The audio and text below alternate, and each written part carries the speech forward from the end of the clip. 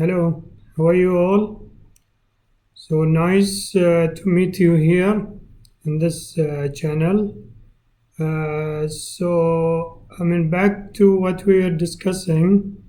We completed, I believe. This is basically, what I will call it, chapter 3, part 1, and this is concerning the audit process. I think we have done 1, we skipped 2, so we are going to 3 directly. In the last chapter, we have completed some elements of this chapter, which is 3, audit process, we called it. So this is part 1 of this recording. Hopefully, we'll not need more parts of this recording. Hopefully, I can do everything in one recording. If not, then I will be doing it in 2 parts.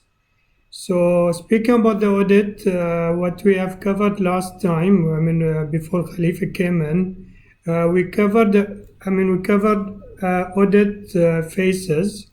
This was number 1. So we spoke about 4 phases: audit planning, then conducting the field audit, or basically the field activities. So we call it conducting the audit. Then we have reporting, number 3. Number 4 is follow-up activities. So this was number 1, what we discussed. What I will do, I will show you some slides, what we discussed last time, so that you remember what I speak about. So let us see this one. Those are the 4 phases. We said we have planning of the audit. We have field work. Then we have reporting, and then we have follow-up. So we said when you conduct the audit,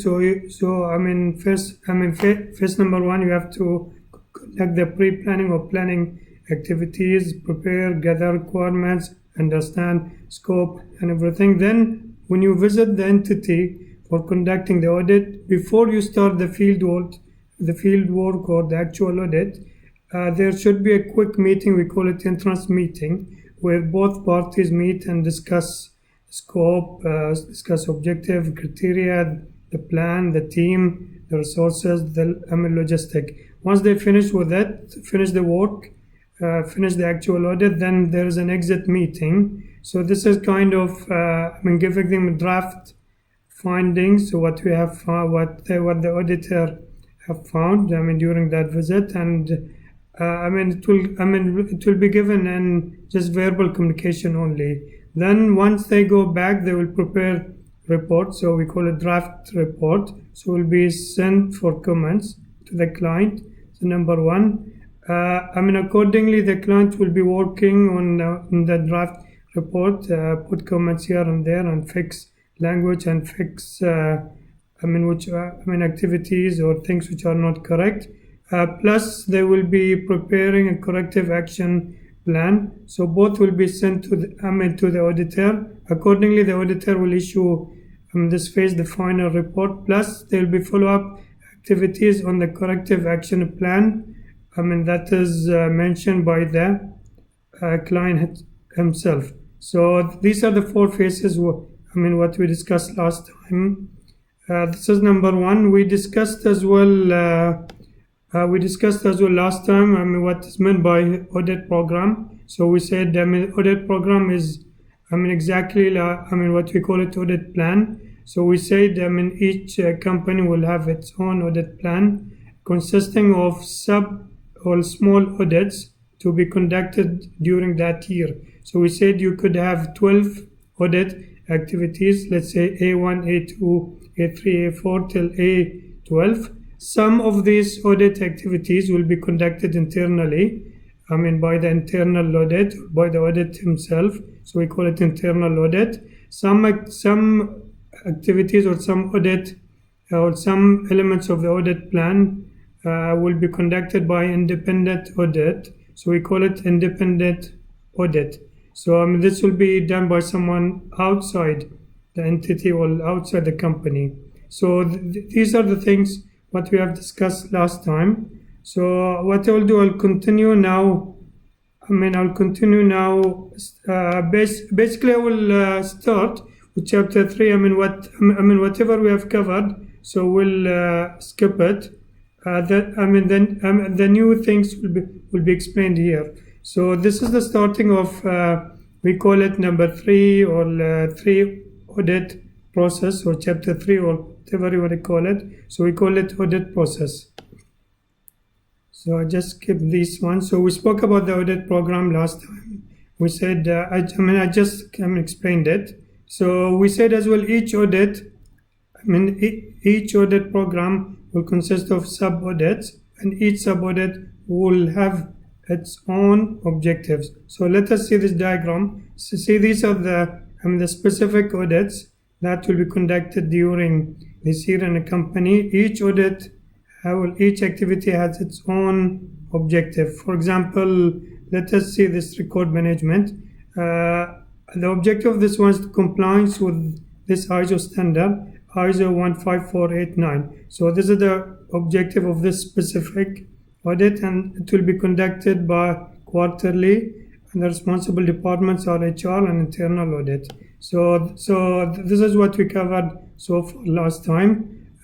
Extent of the audit program. So the extent based on the size and complexity of the company itself. So if it is a big company, if it is a big company, then the audit plan or the audit program will be big, which means more audits will be conducted in this company. If it's a small company, which means less audit activities will be conducted, and it will be less complicated.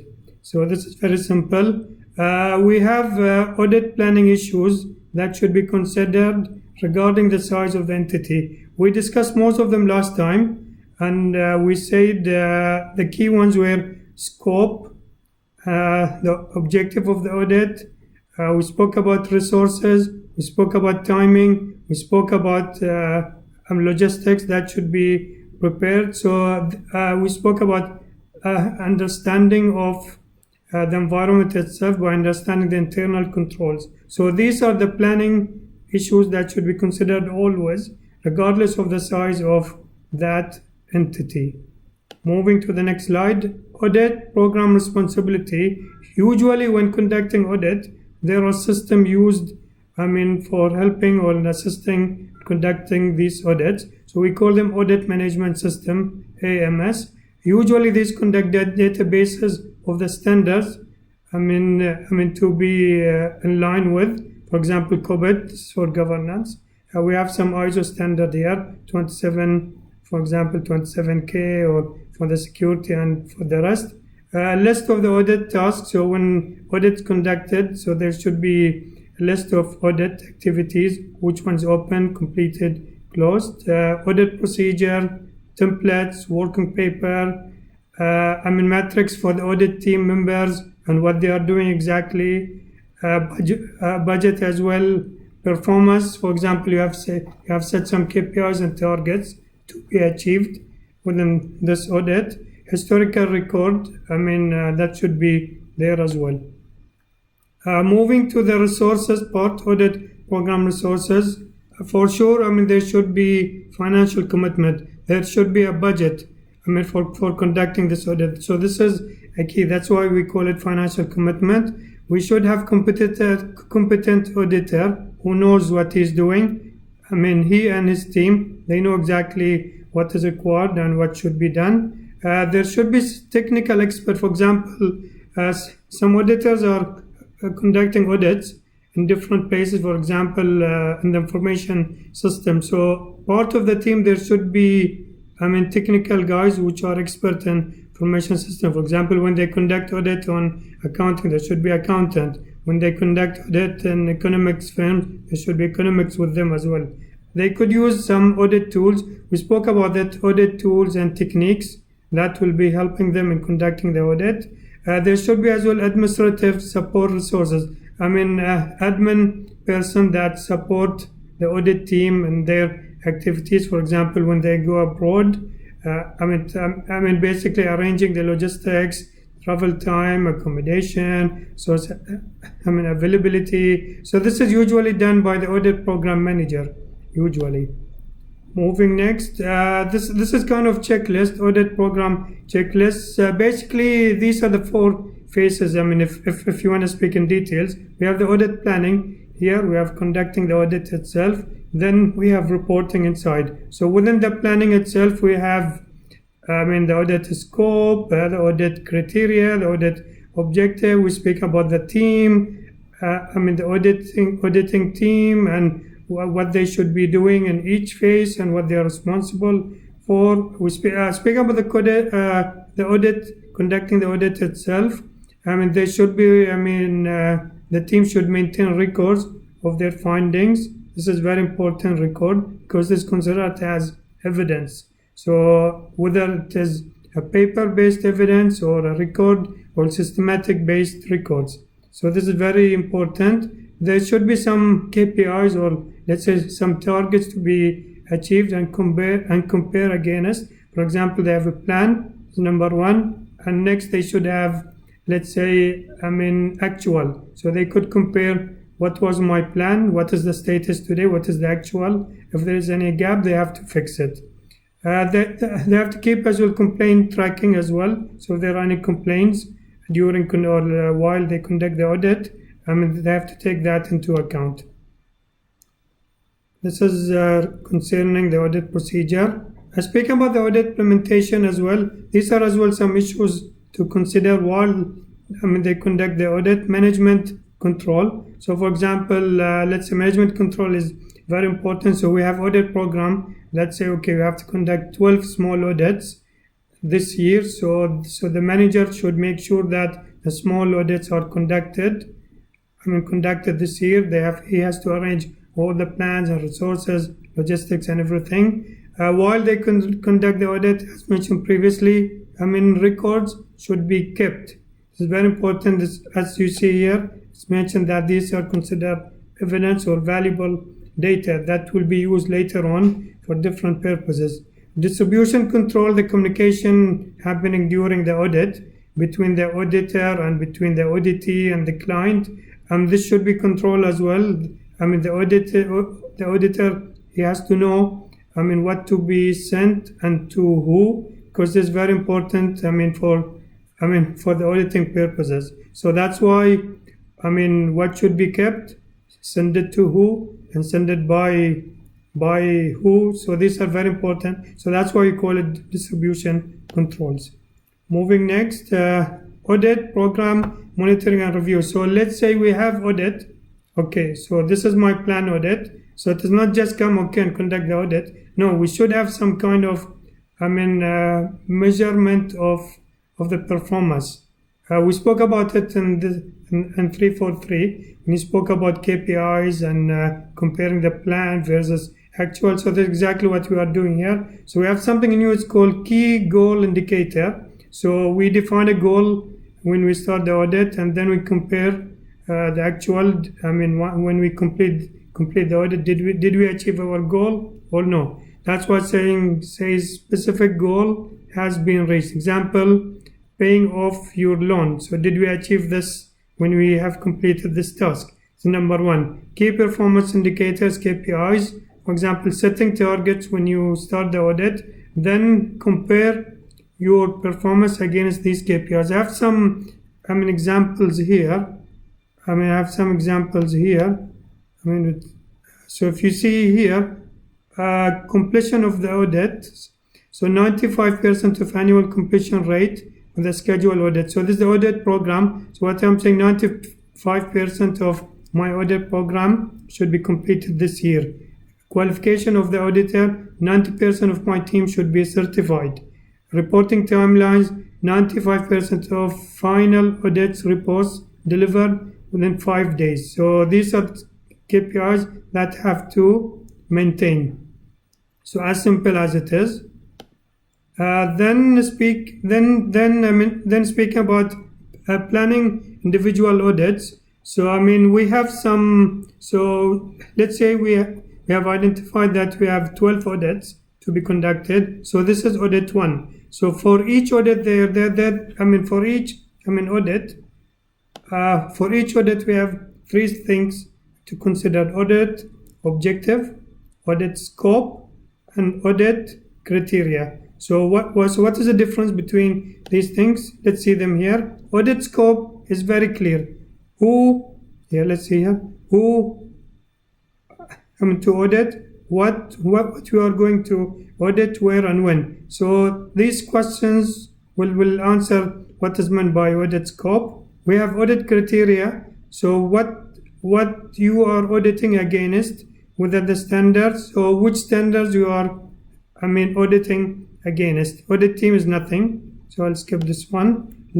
Let's go to the audit objective. Audit objectives mean the purpose of this audit. So let's see this example. This is IGA, Information Hukum Electroniya, the e-government authority. So example is an organization is located at Isa Town and Mark. They're located in 2 places. It's certified ISO. This is the quality standard they are maintaining.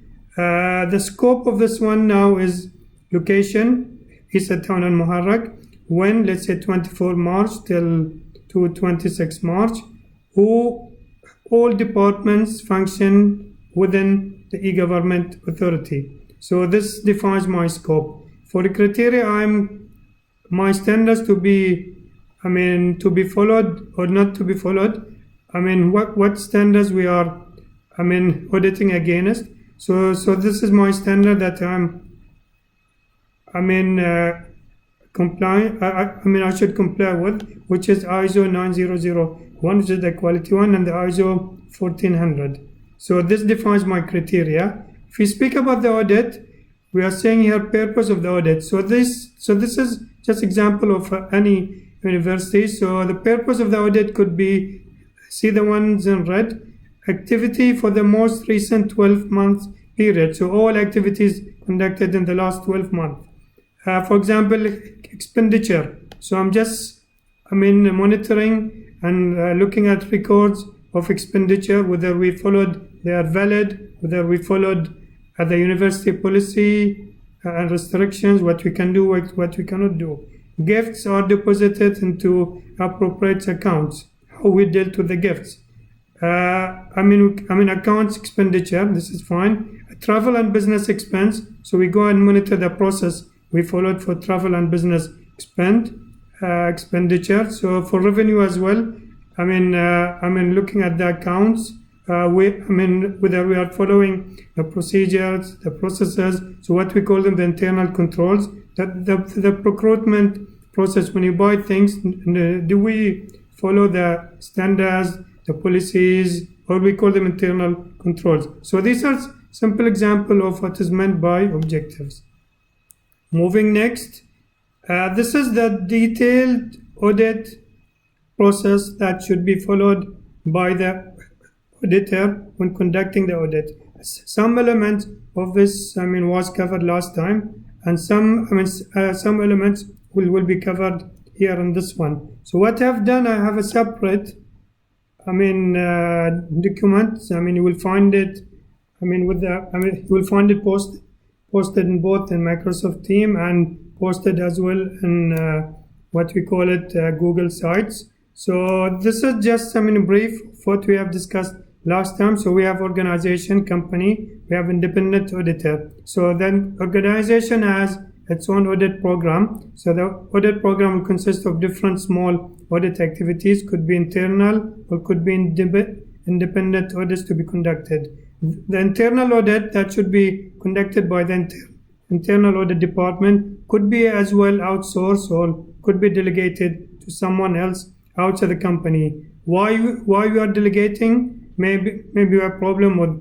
timing, we have problem with the resources, we have problem with the budget. So for different reasons, this could be outsourced to independent auditor. External, because we want to maintain independency. So we want to make sure that our records are confirmed and validated by by independent auditors. So what the independent auditors usually do, following the 4 phases: planning, field work, reporting, follow-up activities. So when we delegate, in both cases, internal audit delegate, or when you ask someone to conduct the independent audit, So usually it is done through engagement letter issued from the company itself and sent to the independent auditor. So this is at very high level of what's happening between them. When we go and discuss in details, let's see this chart. This is exactly the same but in more details. This is in more details of what's happening between the company itself and what's happening with the independent auditor. So let's say we have a company now. So there's a breakdown in very detail. So let's say we have a company now. So we have this company board and executive. So this is responsible for governance and this is responsible for management. So we have different departments, D2, D3, DN, and we have the auditing department or internal audit department. Usually within companies we have something called steering committees or board committee, whatever you want to call it. And this is specifically here for audit steering committee or for audit purposes. Usually this is let's say small version of the board. So that's why I'm saying a few board members which are interested in auditing field. They should be competent. They know what they are speaking about. No members from the executive team should be part of this steering committee to maintain independency.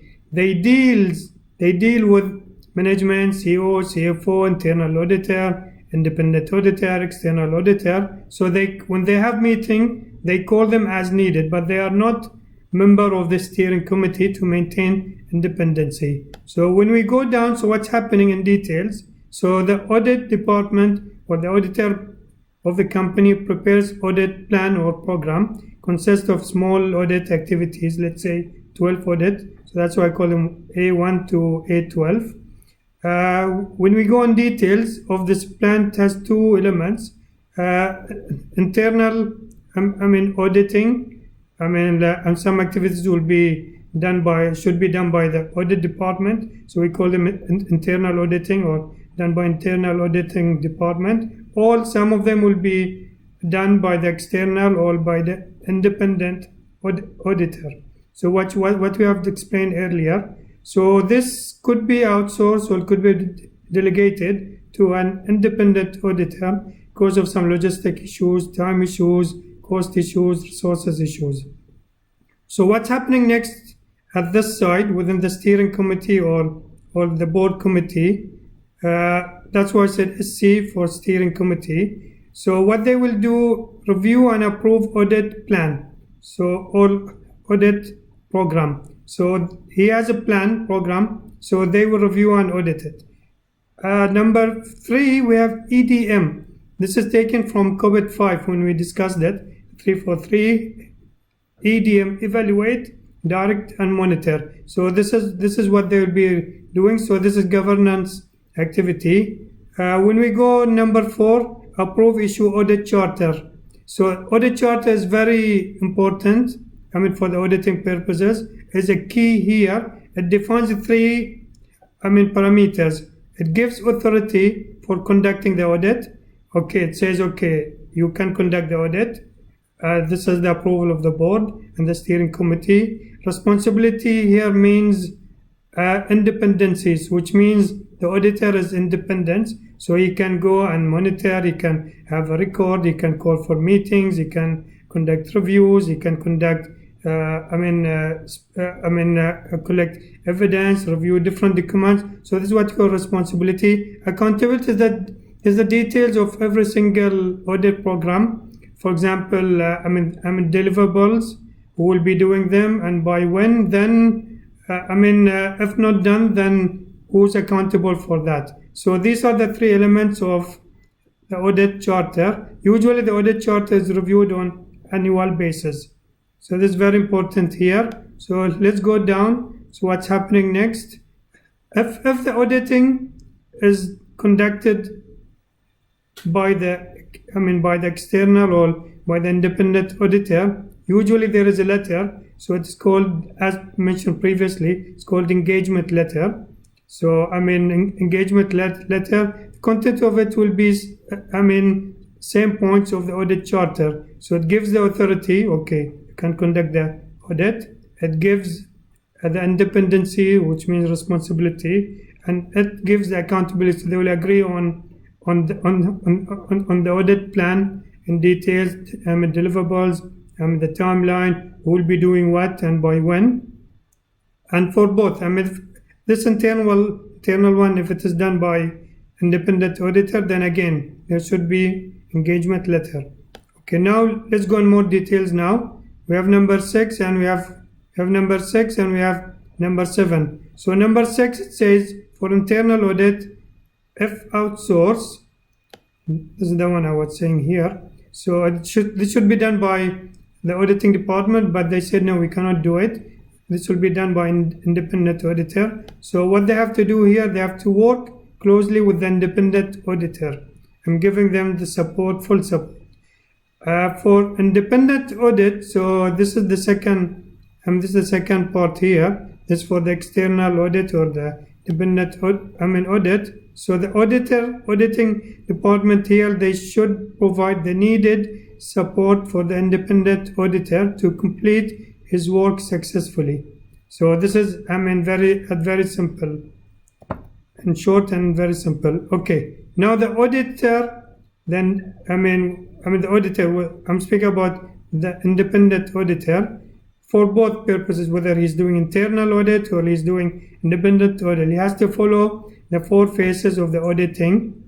Planning, field work or conducting the audit, reporting and follow-up activities. So these are the 4 famous phases we spoke earlier. Okay, let's move now to breakdown.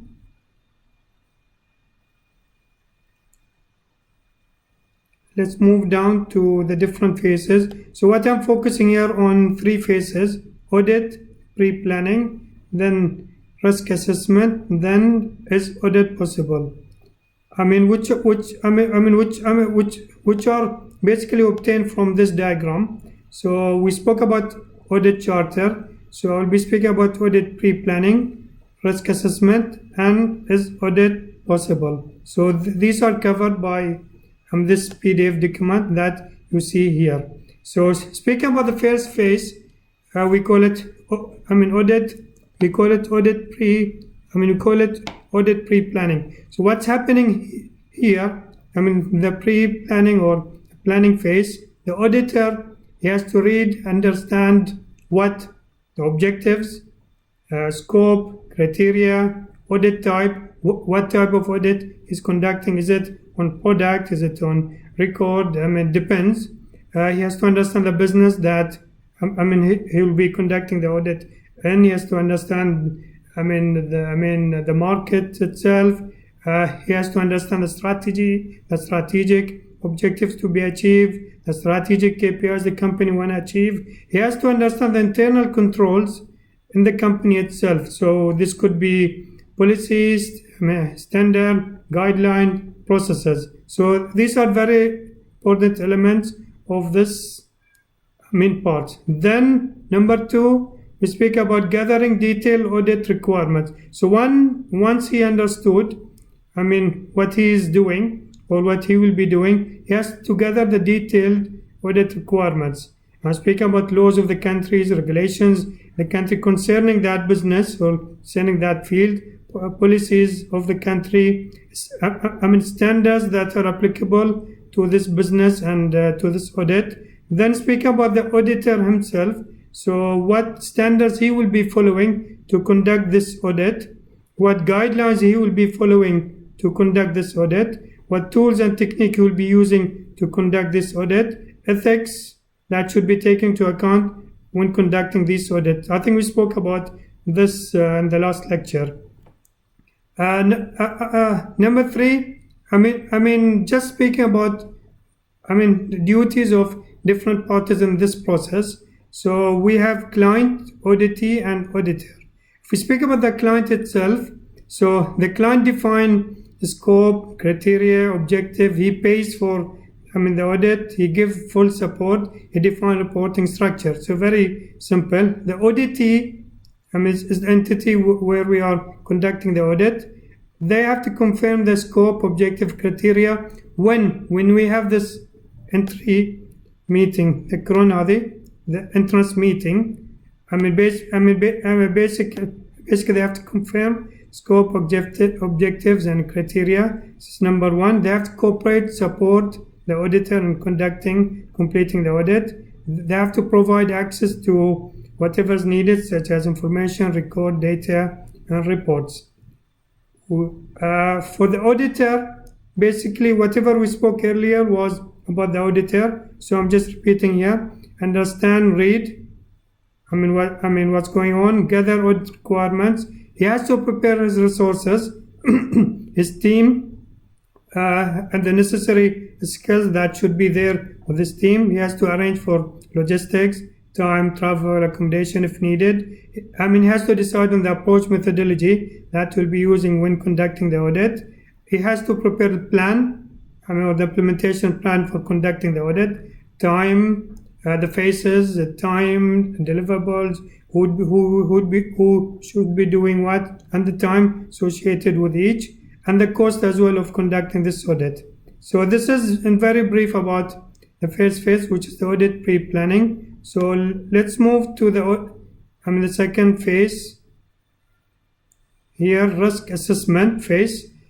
Risk assessment mean here, because with this one I was speaking about the planning activities before conducting the audit. So what is meant by risk assessment here is the risk associated with conducting this audit. I'm only focusing about this audit. So the auditor is sitting down and he's evaluating, he's assessing the situation. What are the risks associated when conducting this audit? Okay, so how to identify risk, or what are the phases for different for risk assessment? We spoke about it. Identify the risk, analyze the risk, evaluate the risk. We have different types of risks here. We have inherent risk, detection risk, control risk, business risk, technology risk, operational risk. Inherent risk, this means the risk embedded, or which is there by default. And for example, as Khalifa said last time, النفس أمارة بالسوء. There's something inside you which might lead you to do wrong things. So this is always there. The default risk, which is there, the environmental risk, which is always there. For example, something happening to the building, earthquake, something happening around, some emergency things happening. When a company decides to move to ITIS, or information system, this is by itself a risk, because when you use information system, which means there will be systems, hardware, security, hackers, people will try to do illegal things. We have here as well, I mentioned theft is always there, harami in Arabic. So theft is always there. So these are what you call it inherent risk. We have something called detection risk and control risk. I think I have something nice here which explained it. So inherent risk which is always there in the enterprise. So we have other examples here: complexity of the organization structure, judgment-based accounting, business relation, frequent meeting, human intervention during the audit. So these are just other examples of inherent risk. What is meant by control? Let's say detection risk first. The risk that auditor may fail to detect. So we have the auditor. So these are the things that he misses when he's conducting the audit, which means he didn't do his job properly. So we call it he didn't detect these risks. So we call it detection risk. Control risk. The risk that's internal control will not prevent or detect material errors, which means the implementation of internal controls by the company itself is weak and it is lousy, so they don't do their job properly. So this is what we call it control risk. Okay, so these are the important three categories of risk: inherent risk, detection risk, control risk. Business risk, any risk associated with business technology is changing, business is going up and down. Stock markets are falling down, going up and down. We have some operational risk. Some activities might be conducted. Some things happening to the operational. People are leaving. Things happening to the operational. So those all things should be considered by the auditor before conducting the audit. And he should do a risk assessment. So based on the risk assessment, based on the outcome of the risk assessment, there is a risk mitigation phase. So he identified the risk, he analyzed the risk, he evaluated the risk. He could say high, medium, and low. He could define 2-3 risk, and he could say high, medium, and low. This is number one. Then we spoke about risk mitigation techniques last time. He could accept the risk. Okay, he can work with the risk if the risk is not that severe or high, or basically he can ignore the risk. Okay, which means in simple terms, he will cancel that risk. So he will say, no, I'm not conducting this audit, as simple as it is. He could mitigate, which means he might implement some measures to fix or to that he can cope conducting the audit by just implementing a few measures around, or he could transfer the risk to someone else. For example, we spoke about insurance companies, or maybe he might ask someone else, or he might ask for experts to help him in conducting this audit. So based on that, he could say yes or no. Some other elements which will be found here. Quality. He might identify these things here. So quality, cost, resources, has issued or timing, audit cooperation. All of these parameters will say to him, yes, he can conduct the audit. No, he cannot conduct the audit. So this is in very brief about the 3 phases. Audit pre-planning, risk assessment, and information, and is audit possible. Okay, going back to our slides. So we spoke about audit charter, audit planning, risk assessment, audit. Is audit possible or no? Here we speak about conducting the audit, performance of the audit. Then he will analyze the audit. This is phase number 4 of when conducting the audit, which is reporting. No, phase number 3. So phase number 1 was planning. All of it is planning. Then performing the audit is phase number 2. Reporting is phase number 3, and follow-up activities is phase number 4. So let us go and discuss the details, what's happening when he conducts the audit, and basically what's happening later on.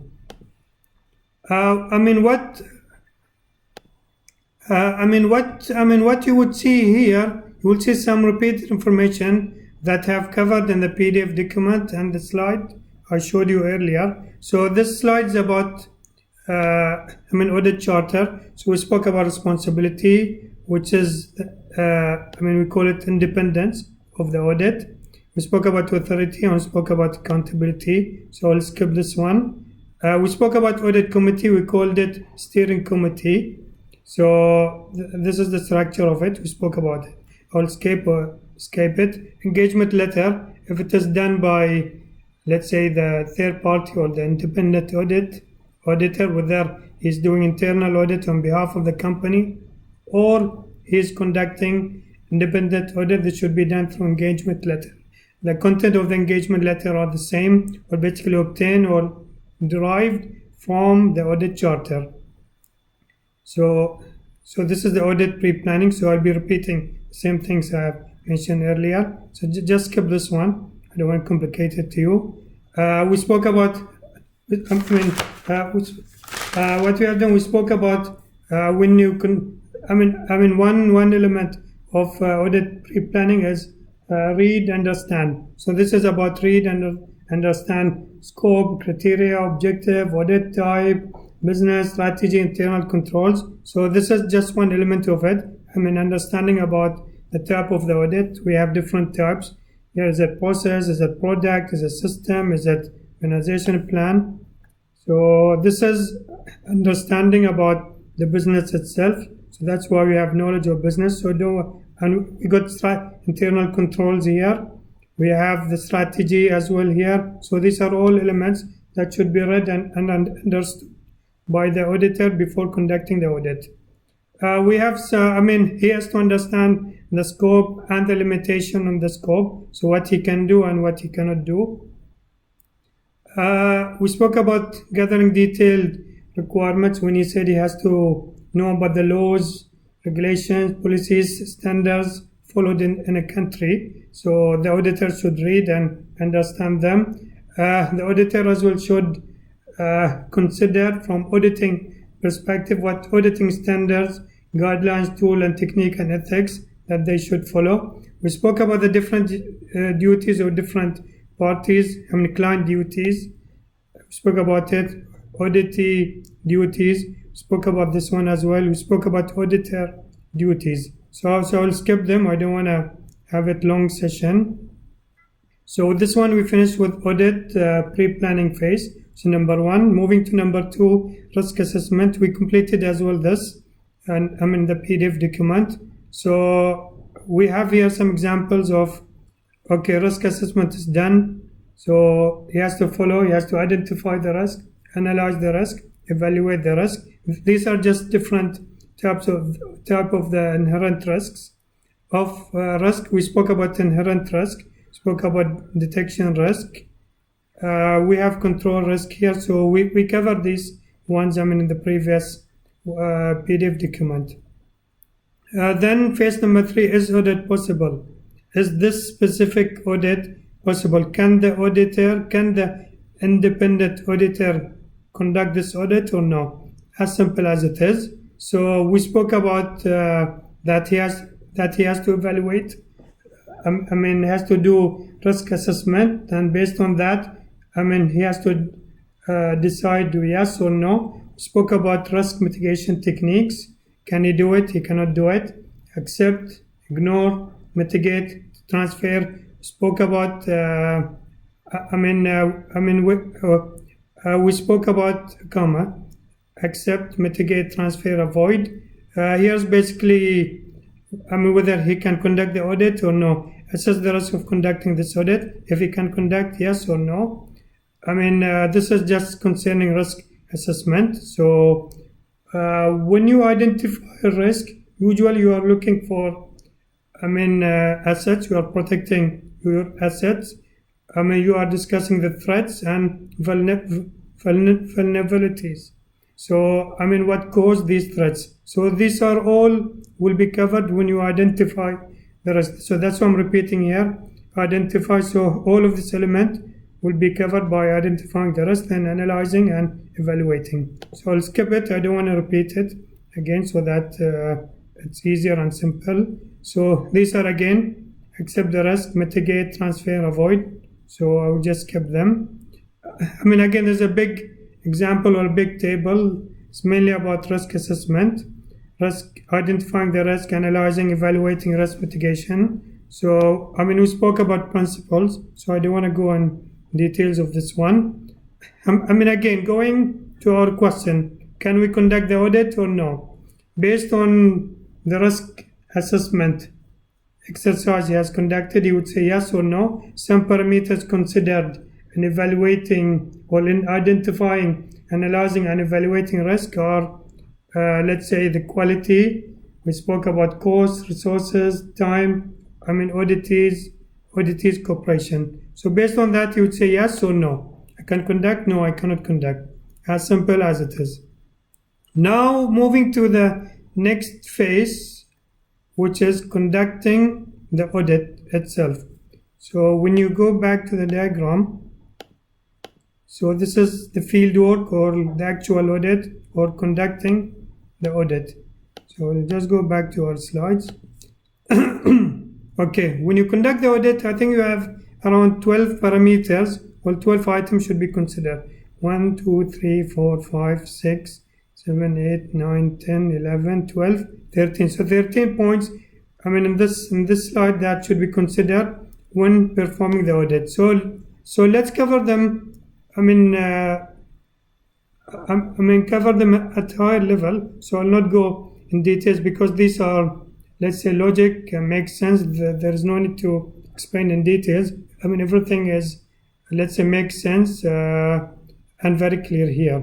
So selecting the audit team. So for sure, when you conduct the audit, you have to have the right team that will be helping you in conducting this audit. So we speak about resource plan for conducting this audit. We speak about some skills required for conducting this audit. We speak about the training plan. I mean, for your team that they know exactly what they are doing. I mean, this could be done through training, and this could be done through, involve in different audit, speak with experts all the time. So this is very clear. So we have the audit team leader, competent auditor, technical expert. So this is let's say the skill set that's required for each member. So for each one, we have to have some what we call it pre-qualification or some sort of skills needed for each role. So this is just an example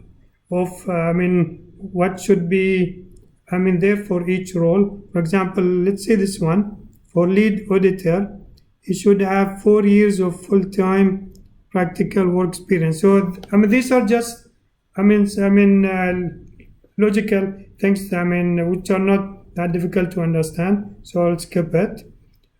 Ensure audit quality control. So the quality is always there when conducting the audit. So speak about the quality parameters. So when you want to have a good, perfect, audit, you should always consider, what methodologies, you should be using for conducting this audit. You have to understand the auditee's need and expectation. You should have a checklist of what things should be done, which means you should have kind of, plan. Who should do what and by when, deliverables and the requirements, should be met by the auditor. So you can use some techniques as well, interviews, workshop.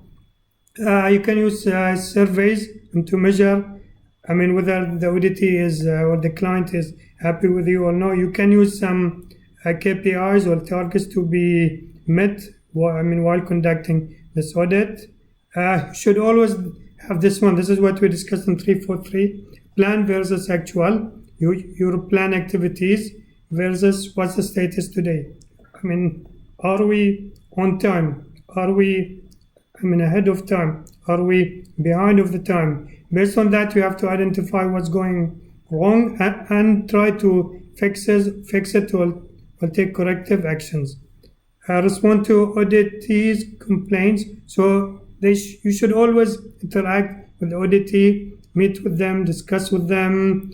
Meet with them, discuss with them through different means. This is always good to have two-way communication with the auditee and involve them in the auditing activities. Ask for their support. This is always good to maintain good relationship with auditee. Moving next, this is what I was saying. Establish contact with the auditee. So involve them in your auditing activities. So when you start, let's say at this phase, when before starting the actual meeting, we have this entry meeting or the first meeting before conducting the audit. Within this meeting, they have to agree on the focal points of contacts between the auditor. So who's the focal point of contact and who's the focal point of contact at the company itself. So they have to agree on it. And the reporting mechanism. So this is very important so that they work closely, smoothly, with no problem, with no miscommunication, with no, let's say, loss in translation. So this is what is meant by establishing contact with the auditee. Moving next, so this is just an example of a simple email. Hi, my name is Muhammad. I'm conducting the audit, blah, blah. So just ignore it. When you collect data, you can use some techniques. I think we spoke about it briefly previously. So you can do observation, staff observation, document review, review different documents, interviews, conducting workshop, conducting surveys. So this will help you in obtaining and conducting successfully your audit. So speaking about the specific one, document review. So basically when you review documents, you have to understand the content of these documents, whether it is a guideline, whether it is a law, whether it is a regulations. I'm speaking mainly about internal controls, so the auditor should understand them. Otherwise, I'm not sure what the auditor will be doing there. If he doesn't understand these documents, then it might be difficult for him to conduct the audit, or maybe the results will be not as planned as expected. So it's very important for you to know the content of these documents that you are reviewing. Moving next, this is very important, understand the hierarchy of internal controls. What is meant by understanding the hierarchy of internal controls? We said last time we have at the company level, we call them general controls. At the company level, we spoke about strategy. We spoke about, strategy for the company itself, standards to be followed in the company, policy at the company level for different activities, for HR, for recruitment, for operational. These are the company at the higher level. Then we have departments at the company, D1, D2, D3, blah, blah, blah. So, each department will have its own specific general control and then specific controls. For example, within information system, so they will have general controls, then they will go down and they will be focusing on specific controls within the information system department itself. So this is what is meant, that you have to understand the hierarchy of the internal controls. So management is often exempted from control. This is wrong. Management should be an exemplar of following internal controls. They set the rules, they follow the rules. They should be exemplars for the rest. So how controls are implemented? So we just spoke about at the company level, then at the departmental level. Okay, this is clear now. This is clear now. Here we speak about the general. We spoke about general control at the at the company level. When we move, let's say, to the information department, there will be general information system controls, and then there will be specific internal controls for different things. For example, this IT department will have general information system control concerning database, concerning security, concerning backup, concerning physical access, concerning virtual access. They will have something in general. So this is number one. Then they will be having specific controls such as procedures and processes at very detailed level. So I'm speaking about detailed level now. For example, there could be something for technology. There could be something for task, and there could be something for programs. I have some nice slides here. So these are general controls of information system department. So we have software controls, hardware controls, computer operational control, data security control, implementation control, administrative control. These are all at general level or at the departmental level. I'm not speaking about company. These are derived again from the company's general. These are derived from company general internal controls. So these are at the information system department level. So we call them, that's why I call them general controls. If we go more details, this is just an example of application control. So this is very specific now. You see here, it's very clear. Control totals, edit checks. So any changes in the program, so there is process for it. Computer matching, run control totals, reporting, distribution, logs. So I'm speaking very details about it. We have and two examples here. Speak about technology. So how technology is used in the company, what you can do and what you cannot do. Speaking from technological point of view. Speaking about tasks, for example, how to lock a user account after unsuccessful logon attempts. So these are at very detailed level. It is here at the task level. So we spoke about the application control. These are embedded in programs. So when you speak about, application for HR, application for finance, so I'm speaking about these controls. So within that application, what are the internal controls used? Okay, I think it's clear here. We spoke about this one. When we spoke about internal controls, we said we have, three types. You remember these ones? Preventive, detective, and corrective. I think Khalifa as well spoke about this last time. So we call it stops, finds, fix. Prevent things from happening, detect things which are not, let's say desired in the company, corrective of something happened, so you need to correct it. We spoke about different ways of doing them. So we have three ways of doing them: administrative, technical, physical. So what is meant by administrative? So it could be written policies, procedures, people-based. Technical, I speak about software or hardware. Special technology. Physical, I'm speaking about, building design or physical things or barriers that you can use. Let us see these examples. Preventive, so just to repeat what we have said last time. When you hire someone, you want to hire a good person in a company, so you have process, let's say, of 9 steps to be followed. So this is administrative, preventive control. Technical, let's say technical control. I speak about virus scan. So this is a good example of a technical tool used to prevent things from happening. Physical, let's say security guard. So there's a security guard before you enter the University of Bahrain. Just make sure to prevent, unnecessary things from happening. Then we have detective. So if you find something, what should be done? From administrative point of view, let's say auditing. So when I conduct the audit is, the purpose of the audit is to detect compliance of the company with the auditing standards, with the policies, with internal controls.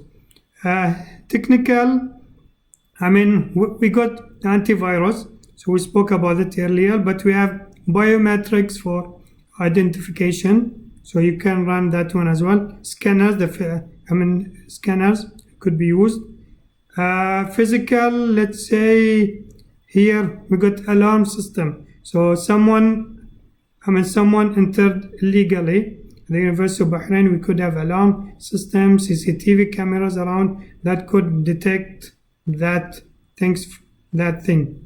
Corrective, we spoke about it as well. So administrative. So let's say when you want to terminate a person and a company, so there is process for that termination. Making sure everything is handed back to the company before he leaves the company. Technical, we spoke about, for example, if you lost data, so you can go and restore it from the backup. So this is a technical way of, having this correction. And physical, we speak about hot, warm, cold sites. And this is good, fire control sprinkles. So if fire is happening in any place, so let's say within the information system, basically these are the water things fixed on the roof of different companies. So these used as corrective actions in companies. I think we discussed this last time a lot, and this is a good slide that you have to keep in mind. Some questions might come from here as well, from your understanding. So once we understand that, we spoke about this, preparing the audit plan. So when you conduct the audit, you should have plan for conducting the audit. We mainly speak about time, deliverables, and the team, what they should be doing and who should be doing what. So again, you see here, so you have different team. 1, 2, 3, 4, 5 members of your team. So these are the activities, delegated or basically allocated to them, who should be doing what and who is responsible for what. We have as well time and deliverables as well, when things should be delivered. Preparing working documents. While you conduct the audit, we have something called working documents. So these are the things that you use while conducting the audit. we call them quality control checks. For example, you might be using forms, you might be using templates, records of meetings, catalogs. So these are all, let's say, the working documents that you will be using while conducting audit. This is very important, and keep it in mind. It is very important not to leave out any material. So when you leave the audit for that day, you'll come next day, don't leave any of your working papers there, such as forms or notes or observations or your laptop or your book or anything. So take them with you. So these are the things we call them working documents. We got working documents checklist. This is just general.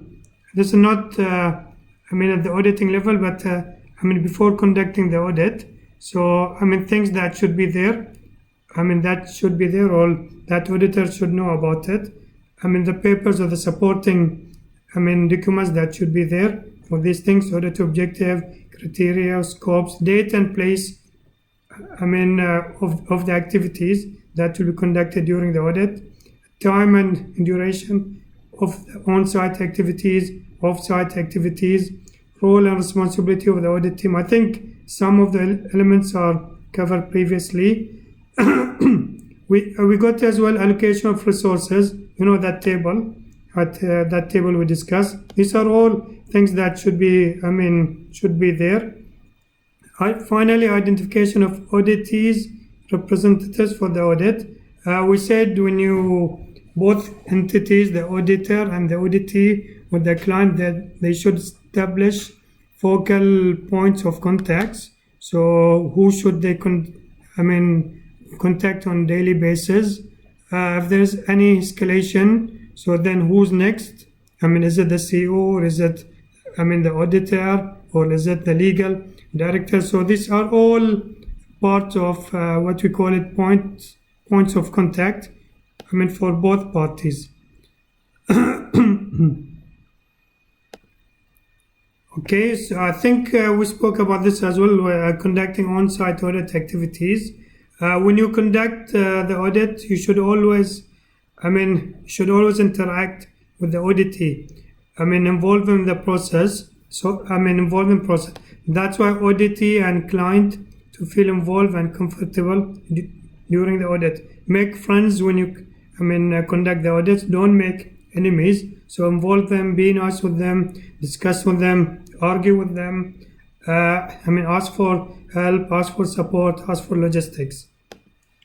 Then gathering audit evidence. So this is very important. So when you conduct the audit, usually auditor takes notes. This is number one, and they collect evidence of what they have found, or basically what they have found or find, using because it's very important to prove a point. So without evidence, you cannot prove your point. So collecting evidence while conducting the audit is very important, as the most important things.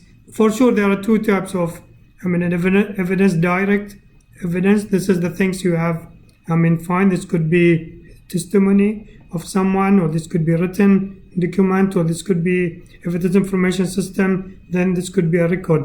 Indirect evidence, this is your assumption based on the analysis you have done in a company, so you came to a conclusion. So we call it indirect evidence. So this is based on the analysis you have conducted. This is called as well, this one, I'll leave it because my voice is gone almost. Then these are just examples of some evidences from the information system point of view. There could be document, there could be data, there could be auditee claims. So when they speak, we call it written statements, or basically what we said here, testimony. So this is what they said. And then we spoke about the analysis. So this is what the auditor usually analyze, read, understand, analyze, and reach conclusions. So there could be direct evidence, there could be indirect evidence. Again, based on the results of the analysis, results of compliance, result of test, auditor's observation. So these three will lead to what you call it indirect evidence, based on the analysis, based on the test you are doing, based on the observation you are doing in a company. Moving next, auditor might use some tools. We call them computer assisted audit tools. This will help you in conducting, this is basically will be helping you conducting the audit, will be helping you in managing your records, keeping your records safe. Number three, this will be helping you in the analysis and reaching conclusion. So this is helping usually in conducting the audit, save time, save effort. So it's very important to use them. So we call them CAT, computer assisted audit tools. This is what I said earlier. This will help you in the evaluation. For example, in the information system, you can use sniffers as a tool that will be helping you. You can use some tracing tools. You can do some testing of the coding, configuration, debugging. This is all helping and finding evidences, direct evidences or indirect evidences. These are some example of some different tools here. So without going into details, let us see the first one, online event monitors. So this reads logs and alarms. So this is helping you in observing and basically looking at what things went as per the plan, as per the procedure, as per the standard, as per the strategy of the company, as per the specific processes used in the company, or things went illegally. So they're just helping you, to, let's say, complete your audit accurately, accurately, smoothly, and quickly as well. Finally, we have something called electronic record keeping. So within each company these days we have electronic data. So I speak about emails, document, presentation, database, voicemail, audio, video file, social media, and websites. So we call them electronic forms, different electronic forms. So what we are saying here, electronic record keeping is very important, because if you keep these things safe, if you keep them safe from hacking or from illegal access within the company or from outside the company, so this is very important for you, because these are used as evidences.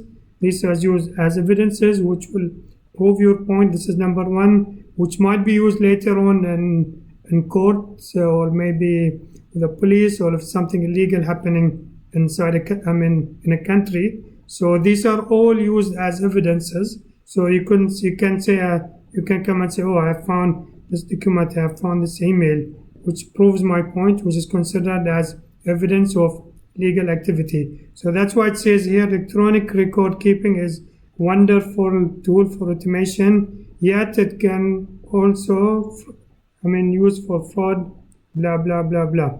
So that's why I'm saying electronic discovery is the investigation of electronic records for evidence to be used in the courtroom. So always protect your electronic data.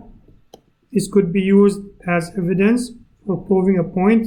This could be used later on in different, let's say, organizations in a country, such as police or such as court system. I think with this I've completed what we call it, whatever you want to call it, free audit process. So we have covered many things in this one. Hopefully this is helping now, and for you to understand. If there's anything not clear, so you can contact me anytime. You have my email, you have my details, you have my phone, you have my WhatsApp, you have now MS Teams, so you can send their chat, you can send their question at any time. Whenever I see it, I'll get back to you. If there is any need to further explain this, please let me know. This is very important for you to know whatever we have covered in number 1 and number 3, because this is the core of this course, audit. The rest are very simple, straightforward, very easy. There's nothing there. They're logic. There's nothing complicated. But this is the new element that you have understood for the first, that I have explained it, and you have seen maybe for the first time. It is very important for you, to understand what is meant by audit, what you have to do before conducting the audit, what you have to do when you conducting the audit, when you complete the audit, and the different reporting mechanism, and then the follow-up activities. Spoke about different things in chapter 1 and chapter 3. So please go back to my notes, the class on chapter 1, whatever I was explaining on the board. Please understand them. Don't memorize, please understand them. My recording as well, please understand the content. I have made it. I have done my best to make it simple to you so that you understand it, so that you love this course, so that you love auditing. Hopefully you will be auditors in future, because I'm just repeating it again. This is well appreciated in the industry. They pay a lot for auditors. If you are certified, for example, CITIS certified, they will pay you a lot.